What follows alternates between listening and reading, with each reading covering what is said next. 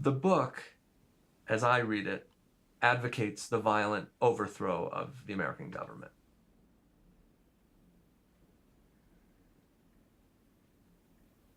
I was very fed up with the government, but it wasn't a call to action. There's no call to action in the book itself. How often do you read the book? I haven't read it since I wrote it. I don't have a copy of it.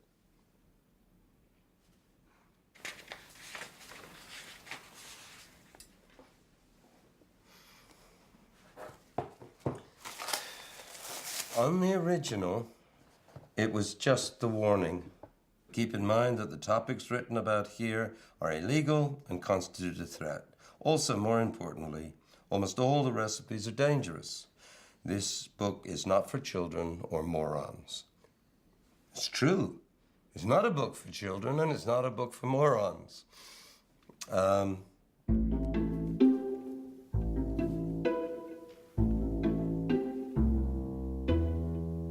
book is published in 1970. You were equipping people with this knowledge to do what? Yeah, I don't think that... I hoped they would do anything with it, quite frankly. This is a book for anarchists, those who feel able to discipline themselves on all the subjects from drugs to weapons to explosives. I don't think the book actually says, this is what you should do with this information.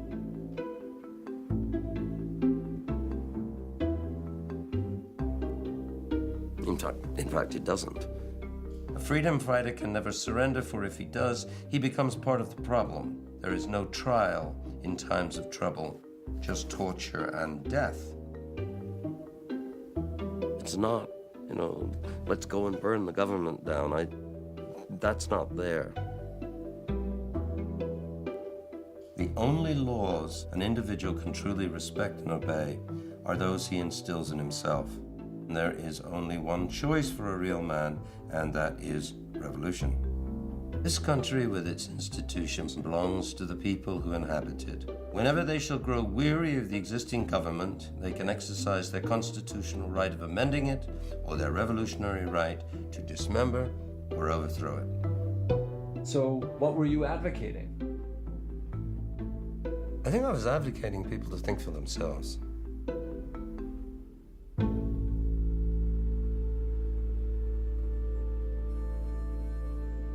Bomb making is essentially open source information, and it has been that way for a long time. It has been that way since before the internet. In the late 1960s and early 1970s, the U.S. went through a period when we had lots of bombings. Bombs went off in Southern California, Northern California, also in New York City. From the middle of that morass emerged this, the Anarchist Cookbook. So many bombings in the 70s, large dynamite bombs all over the place, and we would frequently find the Anarchist Cookbook at the bomber's house when we served the search warrants. The Anarchist Cookbook, a do-it-yourself bomb-making manual written in the early 1970s by William Powell.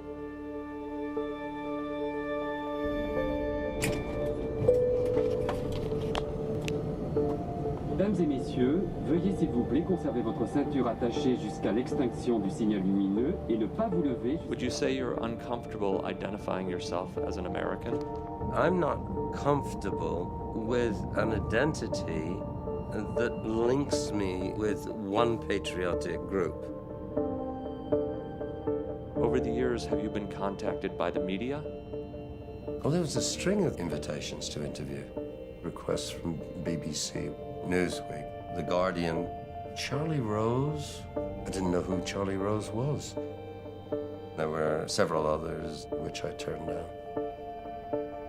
Kind of out of touch with the media and the media culture.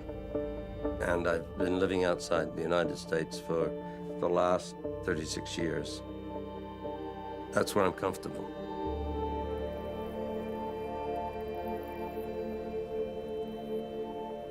In 1967, I was 16, 17 years old. Started to hitchhike towards New York City. It was the summer, Lower East Side. Hot and psychedelic cult. They reject square society and claim they can build a better one.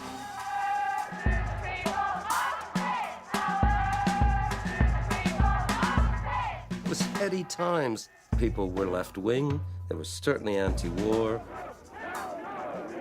People were very much aware of the civil rights movement. Feminism was coming into its own. You had the beginning of the gay pride movement. I was living on 10th Street, just off Avenue A. It was a railroad apartment. It had the bathtub in the kitchen. I worked at Bookmasters, a chain of bookstores that really prided itself on being into whatever was hip. Book signings by Salvador Dali, Andy Warhol and the Velvet Underground, Edward Gorey, Richard Avedon, the photographer. It was very exciting. I can remember a phone call that I got from the manager, and he said, "The police are on the way. We've just been busted for selling Zap Comics #4 and Ed Saunders' Fuck You Magazine of the Arts. Get them off the shelf, the cops are on the way." At that point in time, some of the raunchiest bookstores in the world were on Times Square. X-rated pornography shops. The police couldn't care less. They were interested in the counterculture. So that was a real eye-opener in terms of the moral squad of the police department. I was in the process of forming opinions about politics, about myself. I went to 2 or 3 of the marches on Washington, the moratorium. I felt that I was really involved in something larger than myself, a cultural sea change. We were going to move from irresponsible power in the hands of a few old white men to a much fairer society where people of color and women had equal opportunity, where we didn't make wars of choice halfway around the world that didn't make any sense. I was increasingly angry about the war. The increasing fatalities on both the Vietnamese side and the American side, which I thought was a complete and utter waste. Peaceful demonstrations started to become more and more violent. The days of putting flowers into the barrels of rifles was rapidly coming to an end. Up until this time, there wasn't a real radical movement. There was a movement of the mouth. I believe that it's now time for new tactics in the anti-war movement. Mass demonstrations are ineffective because power is so removed from the people. People became impatient, and demonstrators came to demonstrations more and more with the intention of provoking violence. So you move from protest to armed conflict. Those pigs in Washington, every time they try to devour one warrior, we're gonna take our fists and put it right into their fat gut. Washington police used tear gas to drive them away. Arrests were made. Attorney General John Mitchell characterized this incident as evidence of the violent nature of the moratorium protest. The Village Voice announced that there was going to be a yip-in at Grand Central Station, a celebration of life. It was enormous. And people were dancing and bongo drums and singing, and people were smoking dope openly, really in your face to the establishment. Something exciting, something possibly dangerous was happening. There was a police presence just before midnight. 2 young men climbed up onto the information desk that's in the middle of Grand Central Station, and there's a clock above it. And they ripped the hands from the clock. Why, I don't know. I suspect that they were stoned, but that was a signal for the police to intervene. They did. And it turned very bloody very, very quickly. Police came in swinging batons. They were absolutely indiscriminate. At one point, I watched a girl having to run the gauntlet of police with batons. I don't remember how many were arrested, but it was over 100, and a lot of people were beaten. But it was a classic police riot. I was sickened by it. I was angry. I was frightened. I felt very strongly that change needed to happen. I thought the government was out of control. I was going to write. I was going to turn my hand at writing the Anarchist Cookbook.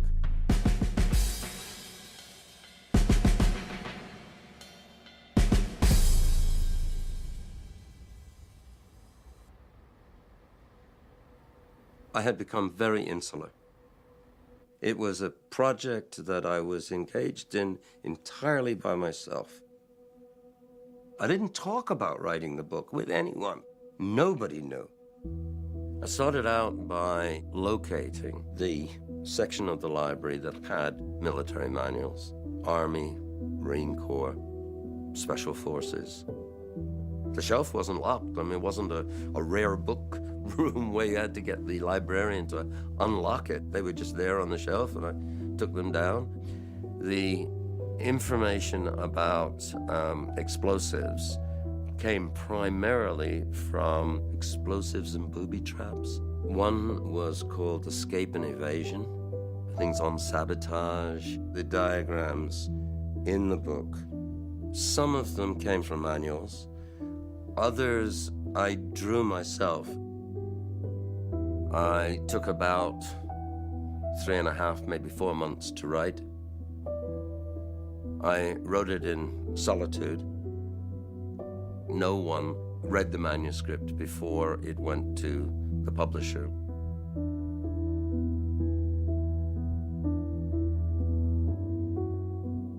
So your goal was what? To take what the military had and what other radical groups had and put it into the common domain so that it was accessible to everyone. Violent groups, the Weathermen being one, the government being another, have access to this information and are using it. Therefore, why shouldn't the rest of us also have that information? And I still sort of question that paradox. Who controls the information? I mean, whose hands should it be in?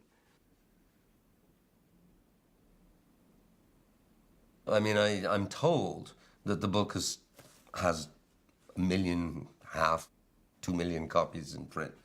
I have no idea, really, what the vast majority of those people have done with the book. I suspect very, very few have read it cover to cover, and I suspect even fewer have actually read these passages.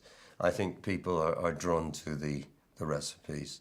Really, you don't think people are drawn in by your perspective and your voice and inspired?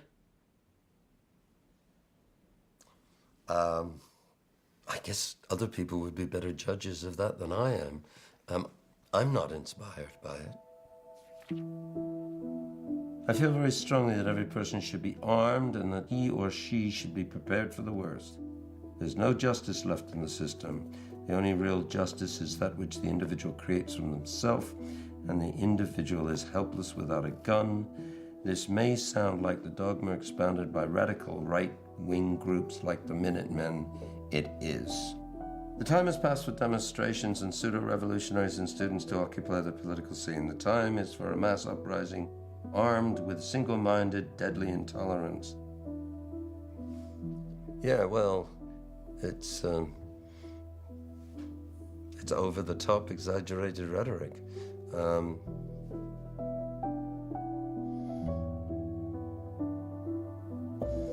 Yeah. This chapter is going to kill and maim more people than all the rest put together because people just refuse to take things seriously.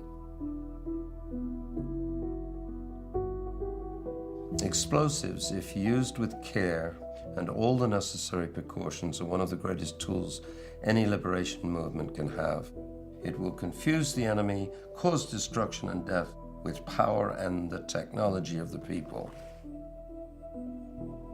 The language about maiming people does seem that you are aware that the book will be used to commit acts of violence.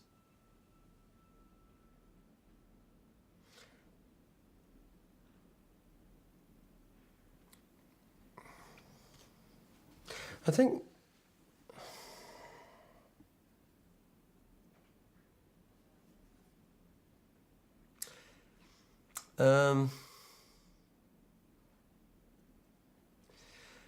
I'm aware that there is certainly that possibility. I think that's inherent in the 3 paragraphs that I've just read.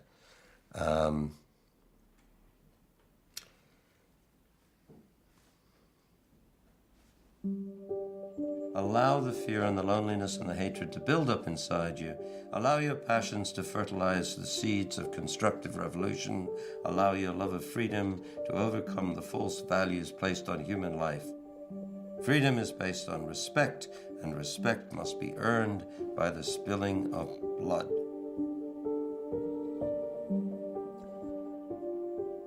I can remember writing that. And I remember thinking, that is a cool turn of phrase. Yeah, I was pleased with that at the time. Now I think it's absolute rubbish, but at the time it sounded really good to me.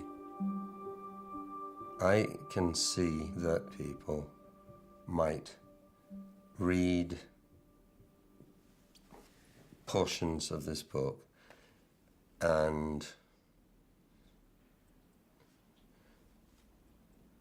find justification for doing very destructive and evil things.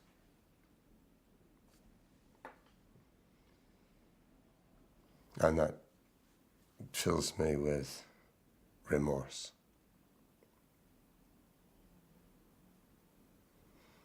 Which is different than regret.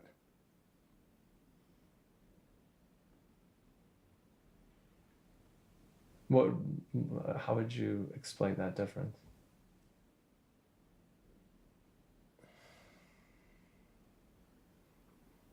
I think maybe when at that point, now we're playing with words. I'll just let it stand that if that has been the case, and I think it probably has, it fills me with remorse. We're back and we're talking about censorship and pornography and all kinds of fun things. And with us is Lyle Stewart. He's president of the Lyle Stewart Publishing Company. How did you go about finding a publisher? Wrote a query letter, which I sent out to over 30 different publishers. Lyle came back, simple one line, let's see the manuscript.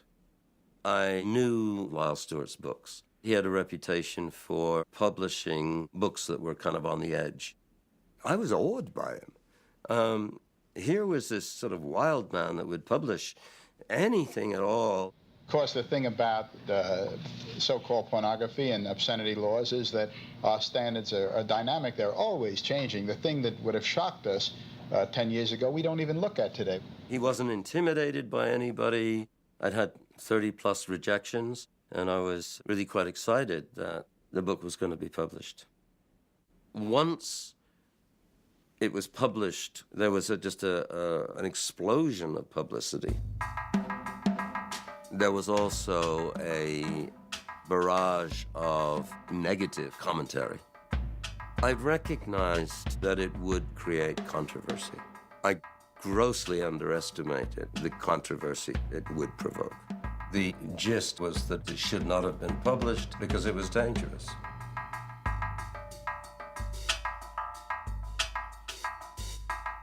They called it the most irresponsible publishing event of the decade or century, I don't know what. Got a couple of anonymous letters threatening to kill me. It worried me. It was almost like something that was getting out of hand. And what did you do? Put a gun. You didn't show the note to police or? No. I thought it would be ironic for the author of the Anarchist Cookbook to go to the police with a death threat. So I didn't go to the police.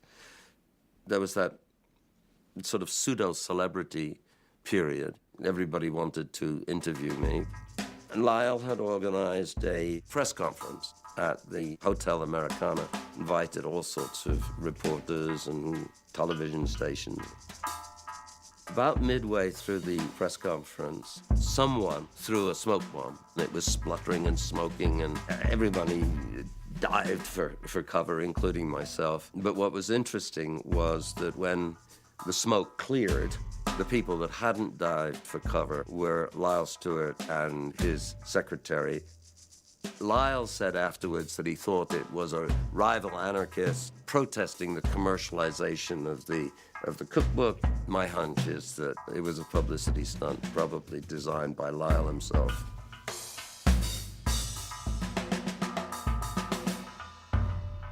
I was just way out of my depth. I think I was feeling uncomfortable with some of the questions that I was being asked. Whether it was a correct thing to do to put this kind of information into the hands of people who might hurt themselves or others. I did not try every recipe in the book. I have never made a bomb. I've never made LSD in my kitchen. I didn't try any of the explosives recipes, or I didn't try any of those. The portion of the book that was increasingly difficult to justify was the part on explosives and bomb making. Increasingly, I was feeling that wasn't me. And what did you do about that?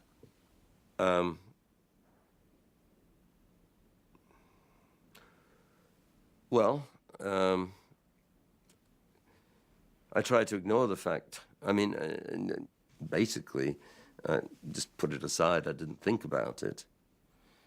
I think it's quite hard to contradict something that has gone out into print with my name on it, and there's 100,000, 200,000, 1 million copies. I don't know. It's hard to come out and say, I don't agree with this. And then you think, well, why did you write it in the first place? You know, why didn't you think about it? So I'm wrestling with that during this time. But you did speak about it in court in 1973? 3 or 4, yeah. In a Denver courtroom, Lyle Stewart and I were being sued for copyright violation. The book they said that the copyright had been violated on was 150 Questions for Gorilla. They wanted to show that I had basically plagiarized this book. And your role in the trial was to... Oh, I was on the witness stand for the most of the day. The plaintiff's lawyer would ask a question, I would answer the question, and then I would say, and furthermore, da-da-da-da-da-da. He asked me about Bangalore torpedoes, a kind of explosive device. So I gave him chapter and verse. I came across as credible. There had been a huge change from the New York City Bill Powell, who went to promote the book, and the individual who showed up in Denver. The judge ruled from the bench and threw the plaintiff's case out. And what was your reaction to the outcome of the case? I was delighted, yeah.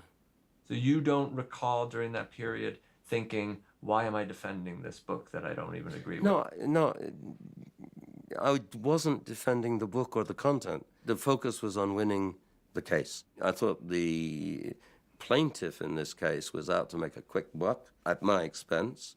There needed to be a strong defense. During the 70s, if you could talk about what you did to distance yourself from the book. Did you do anything to distance yourself from the book? Not publicly. I didn't put out any public statements in the 70s. I became a father. That was huge. I went through confirmation as an Anglican. So there were a number of things that were going on for me emotionally, spiritually. But I didn't do anything during that time to publicly distance myself, primarily because the book had sort of dropped off. Sales were way down, there was no media attention, and I thought it was just going to go and die a quiet death on its own. I didn't spend much time thinking about the Anarchist Cookbook, to be really frank with you. Yeah.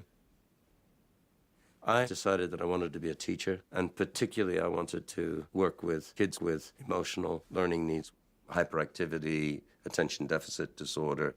I can recall the first day I went into the classroom. It was a treatment center for children who had been taken away from their families for abuse, children that were neglected. The kids had basically been abandoned. So I had 12, 11-year-old boys who had all sorts of issues. In some respects, I think I saw some of myself in these kids. I wanted to be there for them.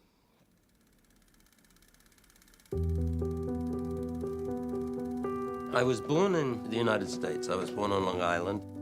My dad worked for the United Nations, the spokesman for the Secretary General. And when I was about 2, he was transferred to Britain, which is why I sound the way that I do.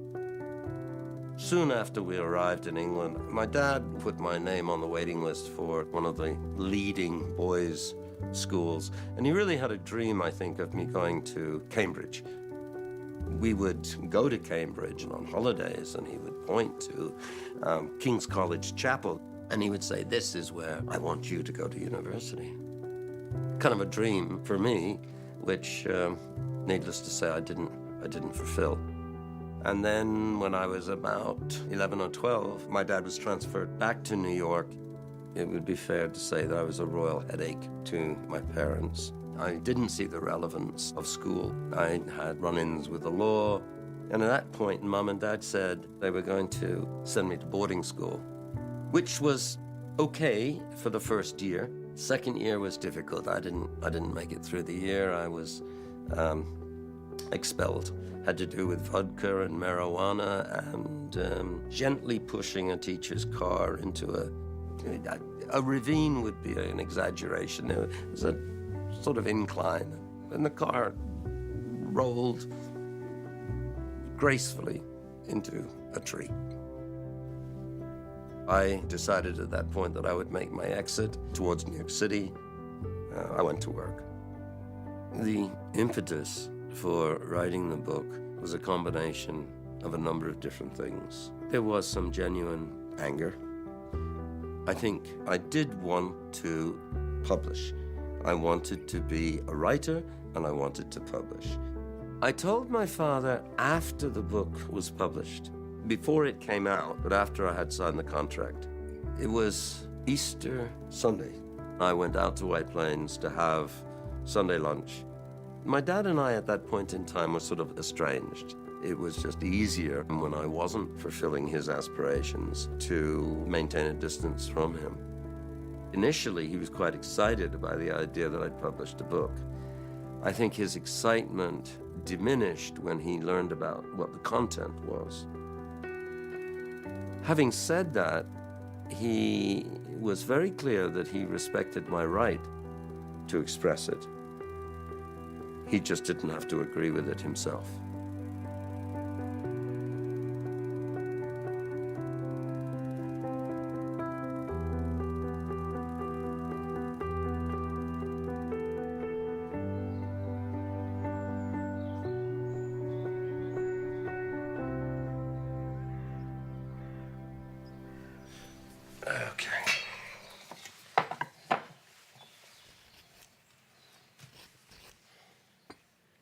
I hope they like onions. I wonder. I mean, it's a bit of a disaster if they don't. We both were working at a school for emotionally disturbed and learning disabled children. Ochin was in the elementary school in second grade as a student teacher. I was teaching in the high school. In Bill's mother's attic, there used to be a big box of newspaper clippings and cuttings and articles about Bill. I don't think I even had a copy of the book at that point in time. I think your mother did. Yeah, my mother still does have a copy of it.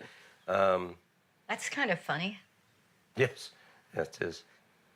I think I was able to rationalize it as a young adult, saying, okay, I can understand this as part of someone's past, adolescent past.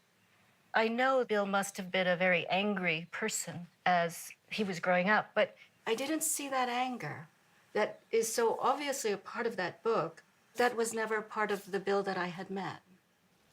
Sometimes when you're an adolescent, you do dumb things. Not all of them put it into print, though. That's... Okay.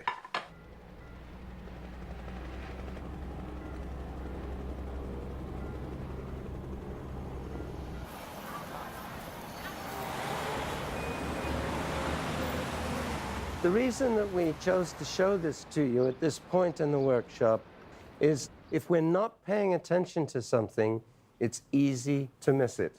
My wife and I travel extensively to international schools, working with teachers to become more inclusive of children who learn differently. In my law school, my teachers, well, none of them really understood my learning disability. As soon as they put the question up on the board, they'd say, okay, everyone else has got it, why haven't you got it? Just the pressure. The pressure and the stress does not help you. Kids that, if the conditions are right, do turn to violence. Both of you have had some learning support here at Hong Kong Academy. Oftentimes, when we're talking with students who are getting learning support, we don't ask about their strengths. And I would be very interested. What strengths do you have that you feel pretty good about, you feel proud about? Being the author of the Anarchist Cookbook, the irony of my career is not lost on me either. From the Anarchist Cookbook to teaching emotional intelligence. When was the first time you learned a connection between an act of violence and the book? It was Columbine. 911. Yeah, but this is Sharon at Columbine High School. We have shots being fired. Okay. The guy is in a black trench coat. Oh my God. I was under a table and people were getting shot all around me. The boys who created the massacre there, they had a copy of the Anarchist Cookbook. I was very upset. And I'm a teacher. The last thing I would want to do is to see students hurt or killed. It was appalling. How did you learn that the book was associated with Columbine? I got an email from a friend in the United States who'd seen the film Bowling for Columbine and had seen the book in the film. The thing is I have a thing, it's called the Anarchist Cookbook. It shows you how to make bombs and stuff like that in it. If there's anything that went wrong, they're gonna come to me first. Just because you owned a copy of the book? Just because I own a copy. Never made a bomb yourself? Nope. Oh, as in like, oh, I've made them. I imagine you had some kind of visceral reaction. Yeah, I mean, you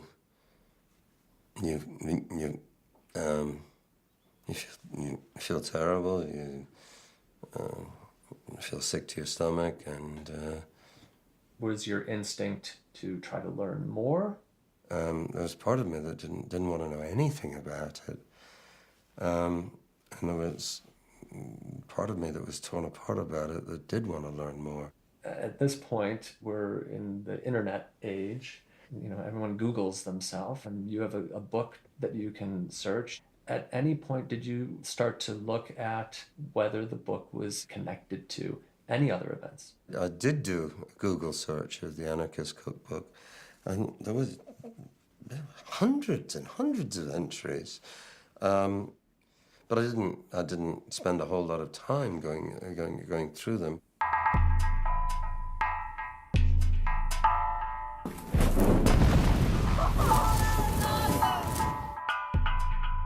This is the Anarchist Cookbook. I got this from Amazon.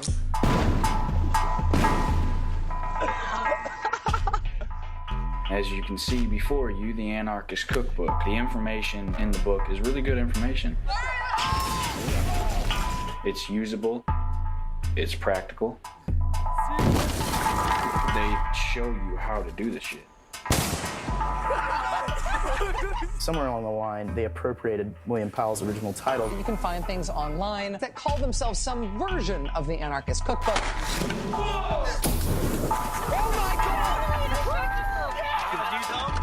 This is not just a cookbook. This is a book of ideas. Hey guys, today we're going to be playing some more Super Columbine Massacre. The boys downloaded a page from the Anarchist Cookbook. It was clear to me there had been a resurgence of interest, so I put out a statement through Amazon. I have recently been made aware of several websites that focus on the Anarchist Cookbook. The central idea of the book was that violence is an acceptable means to bring about political change. I no longer agree with this. I want to state categorically that I am not in agreement with the contents of the Anarchist Cookbook. I consider it to be a misguided and potentially dangerous publication which should be taken out of print. This is your first public statement. What's the response? I received no direct response from anyone.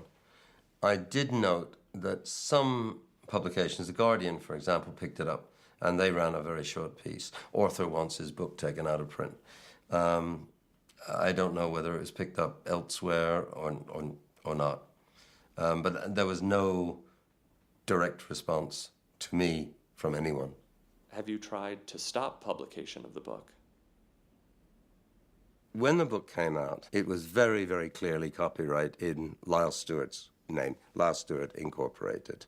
I did not recognize at the time that that might be in any way unusual. I didn't know enough about publishing, never published before, 19 years old.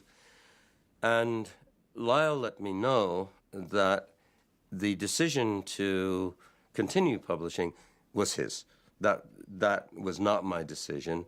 And basically what I had a right to were the royalties until such time as basically he bought me out. Lyle Stewart declared bankruptcy, but sold the publishing house. So he wrote to me and said, would I accept $10,000 for all of the rights? And I wrote back and said, absolutely. I don't want anything more to do with it. I thought it would just continue to fizzle away. What would have happened if you had said no? I don't know. Did you think about consulting a lawyer to find out what your options were? No, I didn't think about that. Financially, did it make sense to take the $10,000 versus continue to get? Well, I wasn't going to get. I mean, it was very clear that Lyle wasn't going to continue to publish it. So if Lyle Stewart was not going to publish the book, but he was asking if you would take a $10,000 payout and continue to be published, why did you not choose to have Lyle Stewart just not publish the book?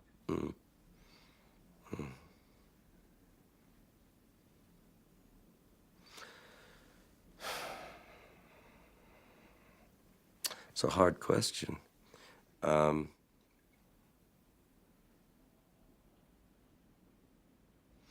I think probably I thought that the book was just going to die its own death. The $10,000 was welcome. I was living on a teacher's salary. Yeah. Was that an opportunity for you to? It might have been. It might have been an opportunity for me to. But he was making a lot of money out of the book, so I knew how many copies were being sold, and I knew what I was receiving. And it was a lot. a lot of sales. Yeah, it was. So the book was not fizzling? Well, it was. It was. During the 70s, you're being paid royalties. At any time, were you uncomfortable with the fact that you were receiving money while you're uncomfortable with the content of the book? Yeah. The royalties were not substantial, but I was growing uncomfortable with receiving them. But I continued to do so. How much? Total over the entire period that I received royalties, I probably received maybe $40,000 or $50,000. I mean, this is not a literary masterpiece. This is a fad book. And essentially, my understanding was that it was going to go the way of all fads. People were going to increasingly lose interest in it. Oh, that's what I thought. I have a student down in the athletic hall. I see 2 shotgun shells on the ground right here. I heard 2 big bangs, just boom. Sadly, it's happened again, and this time a 17-year-old girl is in a coma fighting for her life this morning, shot by one of her classmates. Could Carl Pearson have been quietly plotting a violent attack at his school for even a couple years? Carl had been reading the Anarchist Cookbook since sophomore year. I learned that the book had been found in the possession of a young man up in Colorado who had been engaged in a school shooting. The Guardian sent me an email inviting me to write an op-ed piece. I wrote the Anarchist Cookbook in 1969. Now I see its premise as flawed. For the last 40 years, I've served as a teacher and a school leader in Africa and Asia, working in some of the poorest and least developed countries of the world.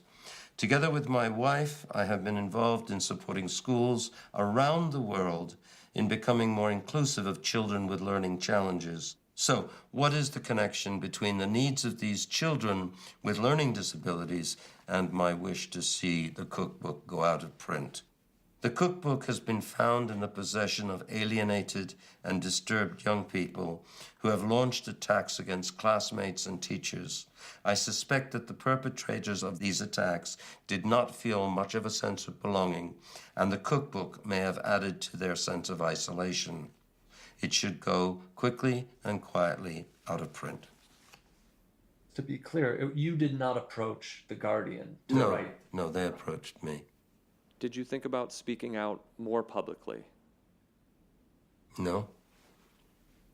I'd already written 2 public statements, the one on Amazon and then the op-ed to The Guardian. The op-ed to The Guardian came in 2013. Correct. 13 years later. There were many incidents between 2000 and 2013. Were you aware of the incidents? I learned about Columbine and then later Arapahoe. I assumed that they were isolated kind of events. The book is published in 1970. In 1976, John Adamson plants a bomb that killed a reporter investigating organized crime. When Bowles started to drive out of the hotel parking lot, his car exploded. A copy of the cookbook was found in his apartment. I was not aware John Adamson was found in possession of the cookbook. 5 hijackers were arraigned in New York today for the murder of a New York police officer. In 1976, a hijacker hijacks a plane, bombs. Bombs turned out to be fake, and put a real bomb in Grand Central Station. He built the bombs using the book. I was not aware, but I didn't really follow that kind of news at the time. In 1979, I went off to Saudi Arabia and really didn't think anything more about it. And really in the 80s, it was dormant. It was a dead issue during that whole time. In 1981, the Black Liberation Army is arrested for a bank robbery. Getaway car is filled with explosives, guns, and a copy of the Anarchist Cookbook. In 1981, we moved to Tanzania, and there was absolutely no television in Tanzania. We'd never had a television. We didn't even have a telephone in the house.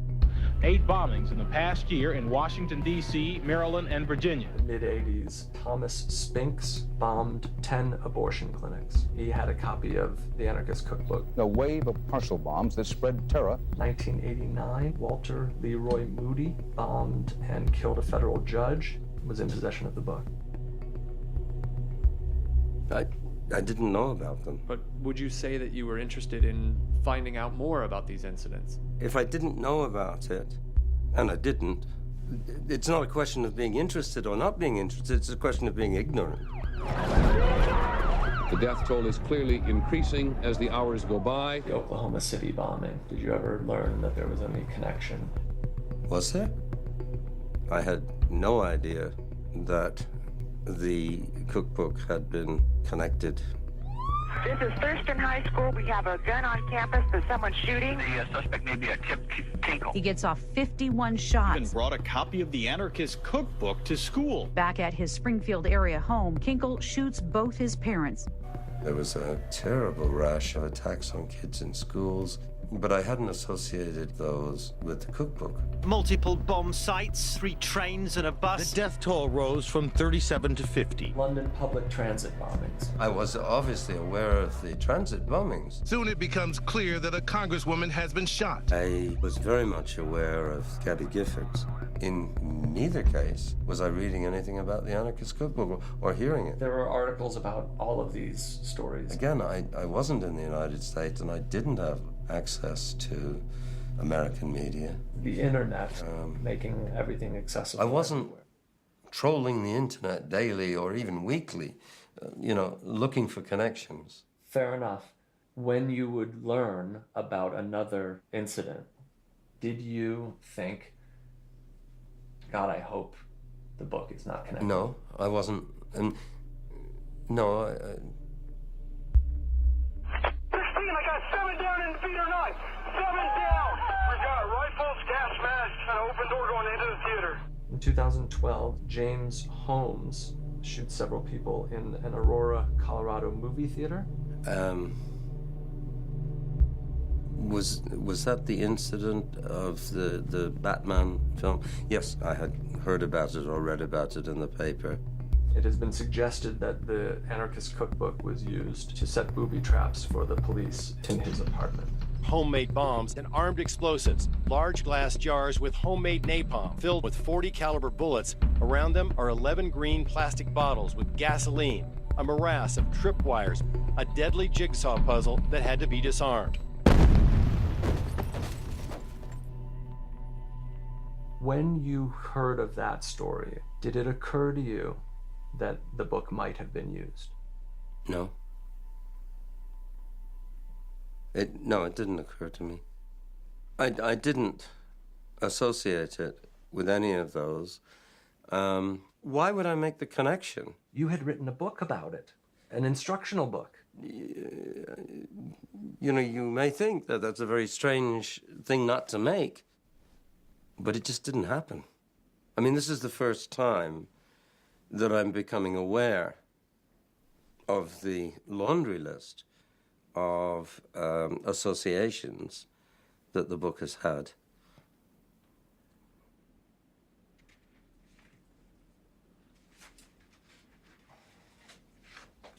You don't wrestle as much as I thought you might with responsibility, your sense of how responsible you are for the way that the book has been used. Do you feel responsible for the ways that the book has been used?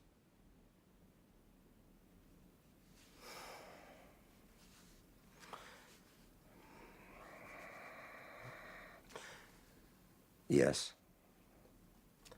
I do feel responsible for the ways in which the book's been used.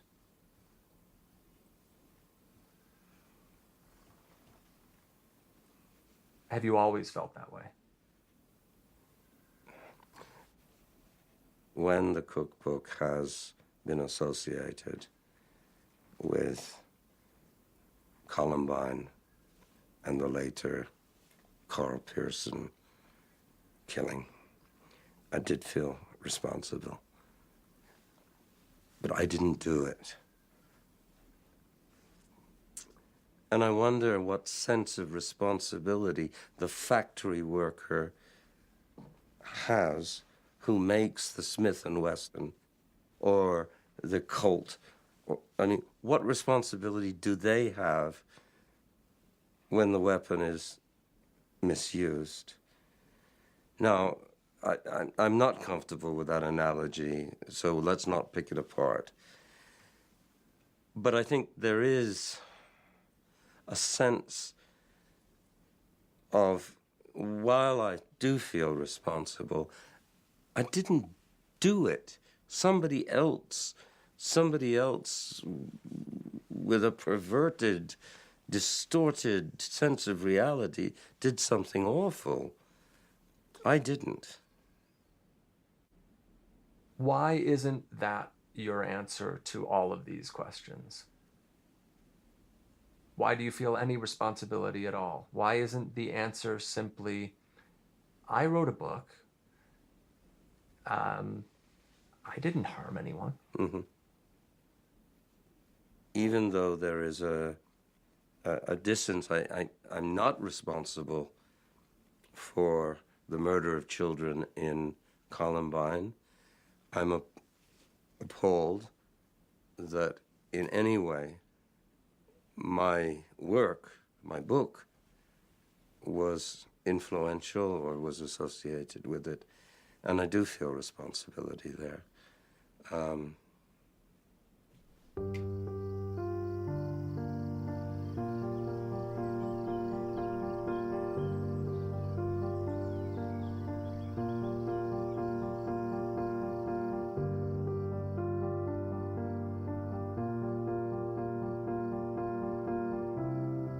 I really kind of reclused myself.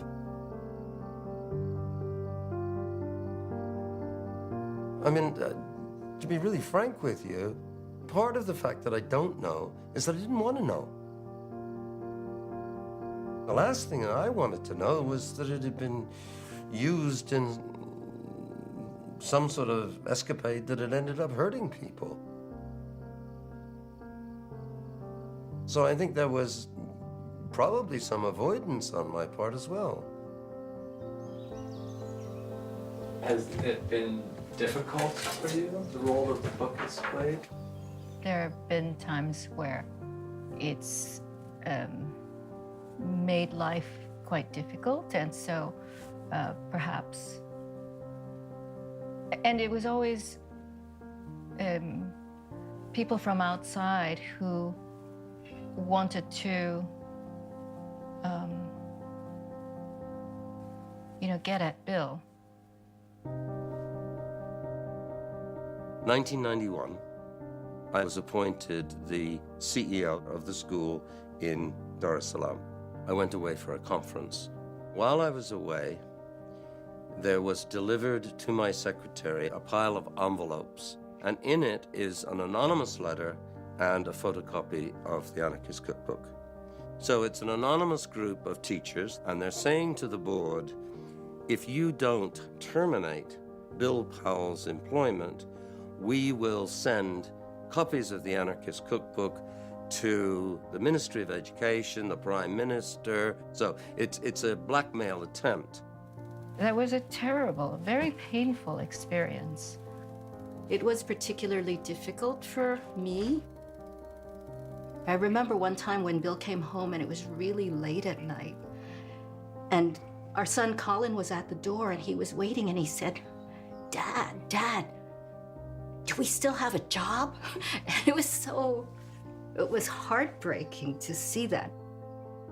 They advised me not to reapply for contract renewal after the end of my contract, which was coming up to an end in August. And the following day I resigned.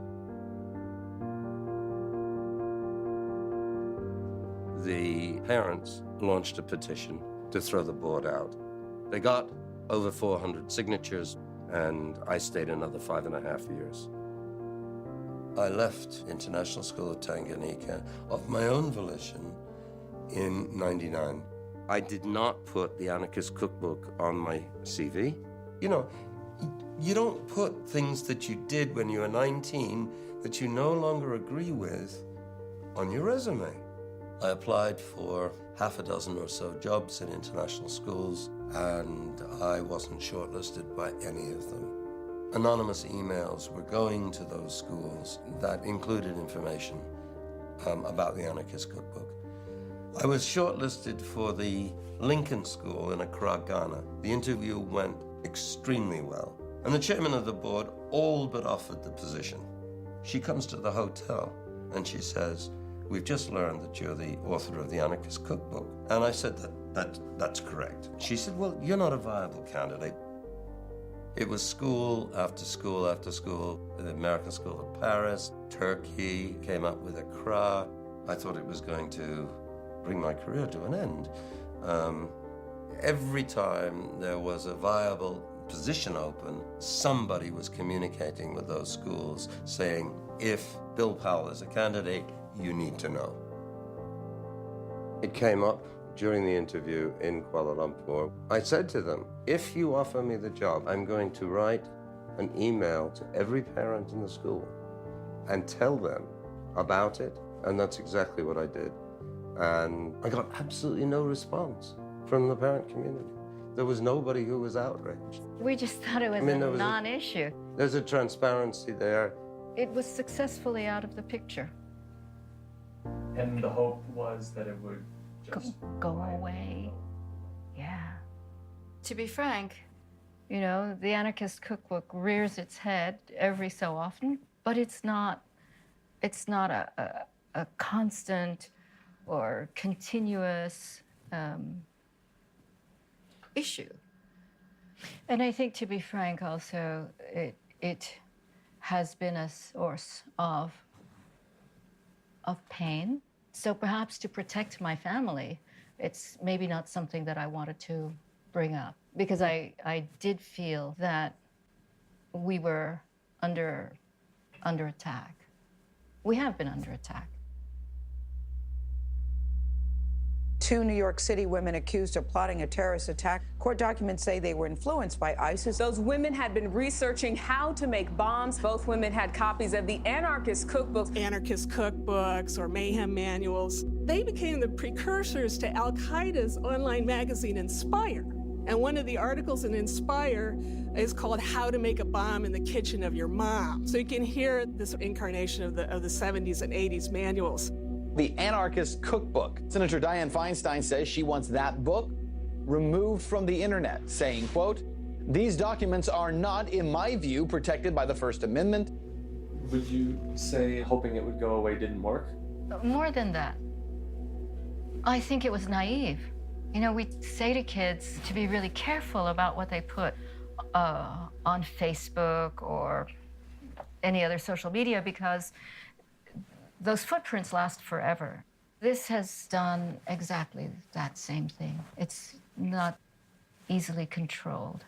Do you resent the idea that anyone would say that the book is in any way responsible for people doing bad things? You know, I think that's a question that should be directed to me rather than Ochan. Ochan didn't write the book. She didn't even know me when the book was But I just being mean written. because she's having to deal with the impact that it I has don't on mind both of your answering it. lives. You know, people read books all the time. So I think that at some point, individual responsibility needs to kick in.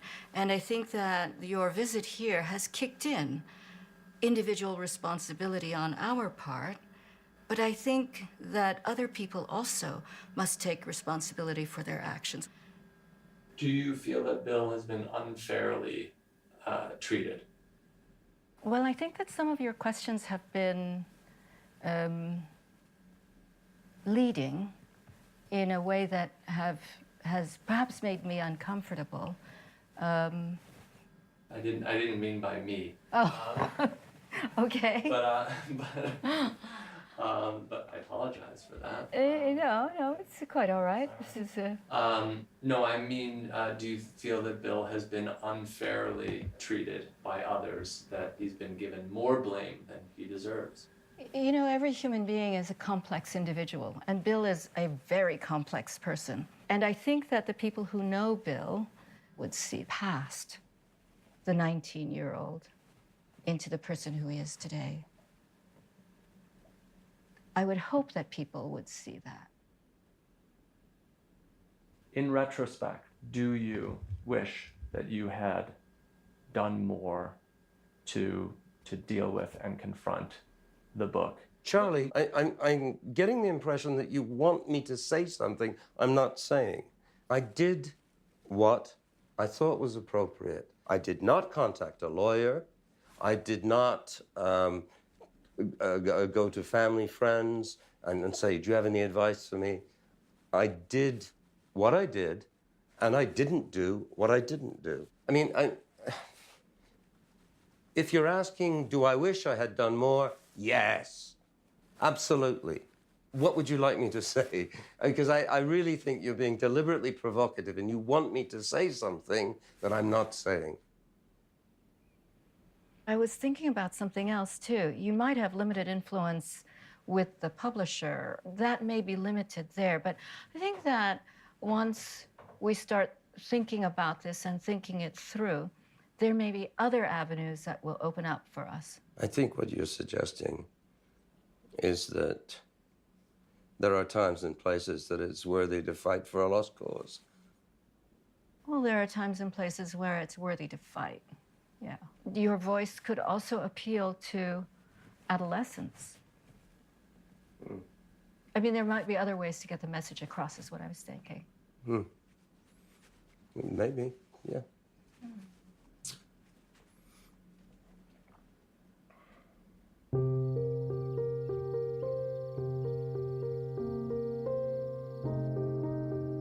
Our conversation yesterday afternoon kind of disturbed me, and I spent some time thinking about that in the night. I wrote to Dianne Feinstein because she had actually raised an issue about the cookbook some months ago. Chen, got a response from Senator Feinstein to the email that I sent earlier today. It's basically an out-of-office notice. I think this is a computer filter that is blocking, and I don't know that any live warm body is going to read what I've sent. Oh, she says, wait a minute. She says, because of the volume of email that's received by the office, we can only respond to email that includes a California postal address. Well, I don't have a postal address in California. So, that sounds like a dead end. I mean, I remember when your dad was alive, he would call his congressman on various issues. Is that what you do in California? I don't know. I really don't know.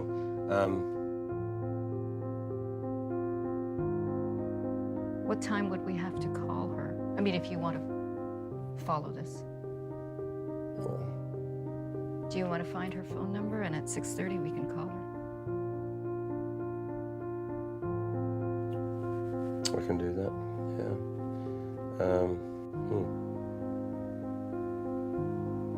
Give it a go. Crank this guy up again.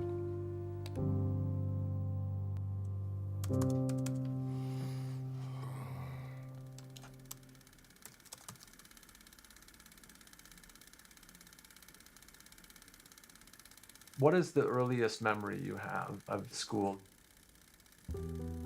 I suspect there were some very good schools in Britain in the 1950s. I didn't go to one. I went to a pretty miserable school. Students were motivated through fear of physical punishment, fear of public humiliation. I can remember one particular time that I must have been maybe 5 or 6, and we were learning long division. And in front of the class, I just got so stressed out that I couldn't do it. And she announced, now we're going to put a problem on the board that is so simple that even Bill can solve it. And she wrote up a 3-digit addition problem, straightforward, which I could have done in a snap. But I was so stressed out at that point that I couldn't manage it. I couldn't think straight. I think I wet my pants. I remember playing the fool in a dance class and being caned in the headmaster's office for that. Bullying was rife. People were looking for opportunities to fight, and I was never very good at fighting. I guess I felt a sense of being an outsider, not really fitting. My dad was transferred back to New York.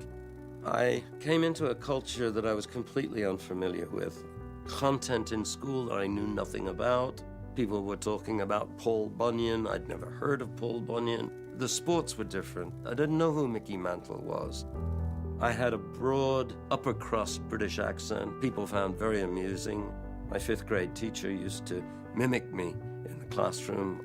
I was alienated in Britain because I was an American, and now I came to the United States, and I was perceived as being British, which I wasn't, and I was increasingly angry. I made a habit of skipping school because the consequences in the United States were mild in comparison. And at that point, went up to Storm King School. It was a boys' prep school. One of the classmates described it as a school for rich, delinquent children. There was a pretty unpopular boy in the dormitory, and a group of boys, myself included, were engaged in bullying him, tied him to his bunk bed, and then took Bengay and smeared it on his testicles. The boy reported this to the dorm master, and I was the only one that was singled out. And I was taken to his room late at night in my pajamas. He said that he would get me to experience what the bullied boy had experienced. So he told me to go and get a jock strap on, and then he got Bengay, but instead of doing what the other boys had done to the bullied boys, he fondled me. At that point, I said, I need to go to the toilet.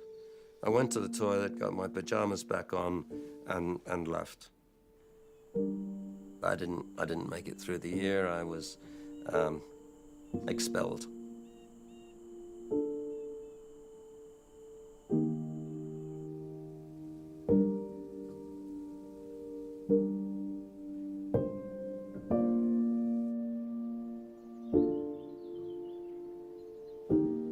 I'm sure you've given a fair amount of thought to kids who turn to acts of violence, real violence. Who are those kids? I think there is something in the human condition that draws us to violence. It doesn't mean that's the only outcome that's possible, but I think there is something that is intoxicating about violence for many people. Possibly for young people who are angry, alienated, who don't have a sense of belonging. It may represent an endeavor to be powerful, to lash out at a world that is not providing them with meaning. I don't know. I mean, I think understanding what is going on in the minds of those people who have become radically antisocial or radicalized in the sense that they've gone off to fight with ISIS, that's a $64,000 question. But it's very difficult to see the world through their eyes.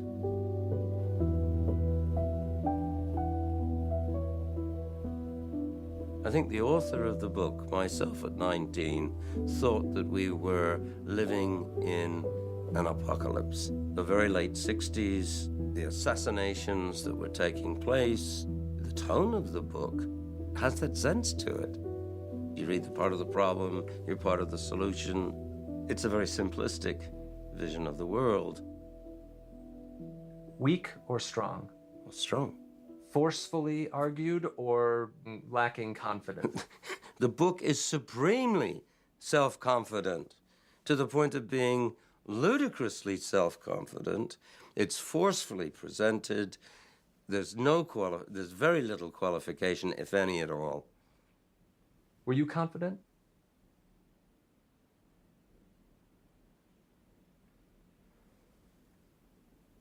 When I was alone with the typewriter, I was confident.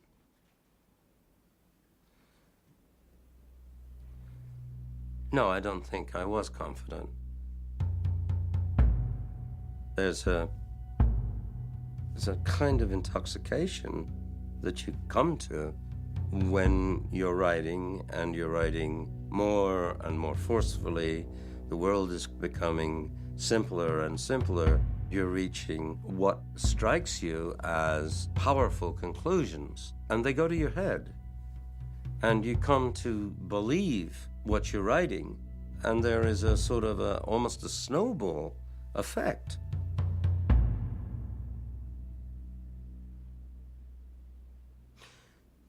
I suspect that there may be a parallel between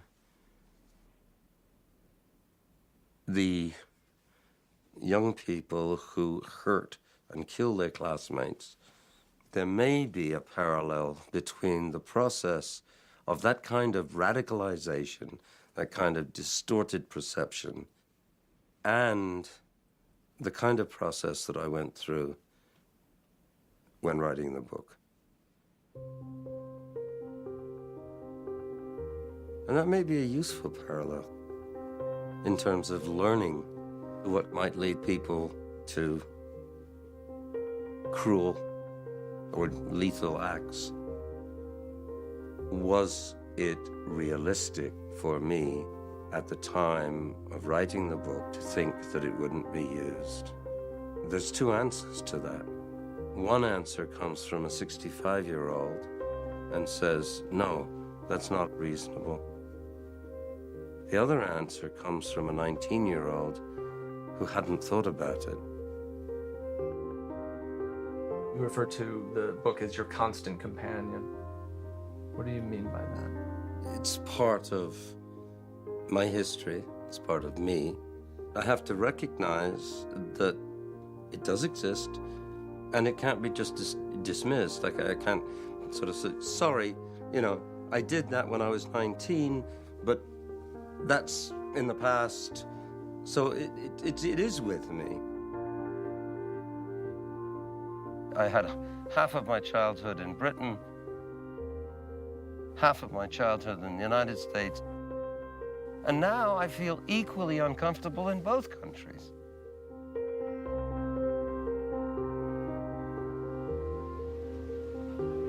I think I am most comfortable where I know that I don't belong.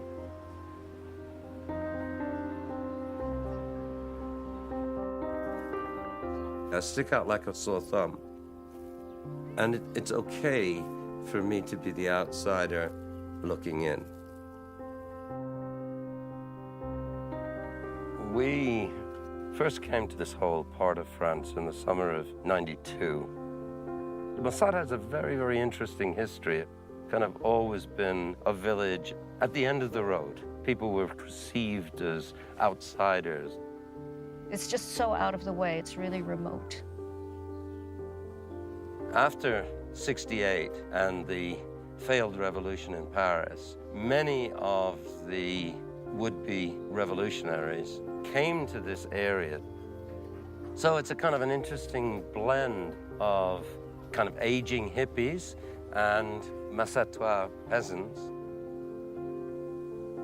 And we have nothing in common with anybody else here. So we have to import company.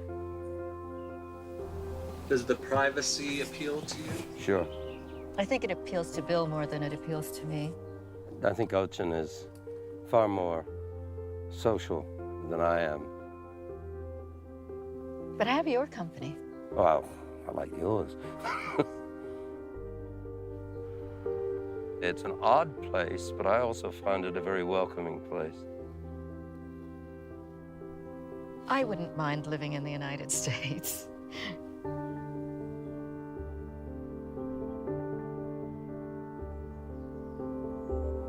But maybe not yet.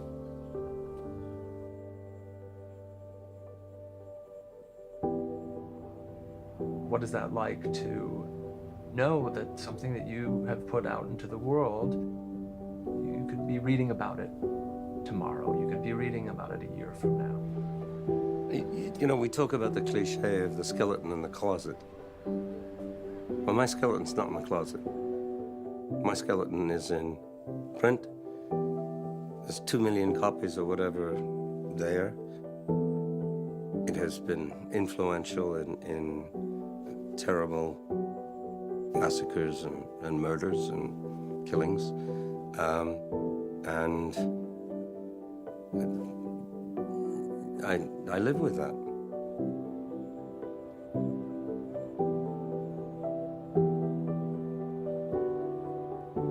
After the Anarchist Cookbook, you wrote another book. I've written a number of books, but the book that came immediately after the Anarchist Cookbook was a historical novel entitled The First Casualty.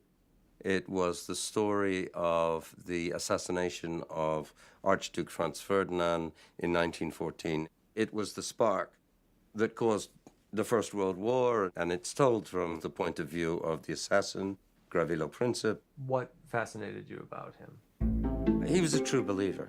My country has been stolen from me, and I'm a patriot. I'm a freedom fighter. He was an impressionable adolescent. He really literally was a schoolboy.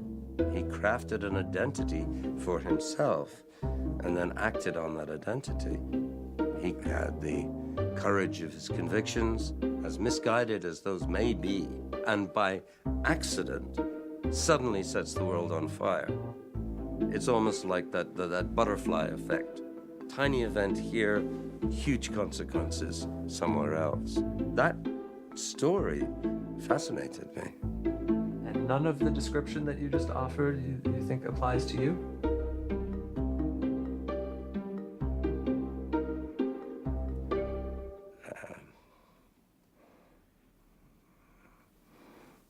Applies to me.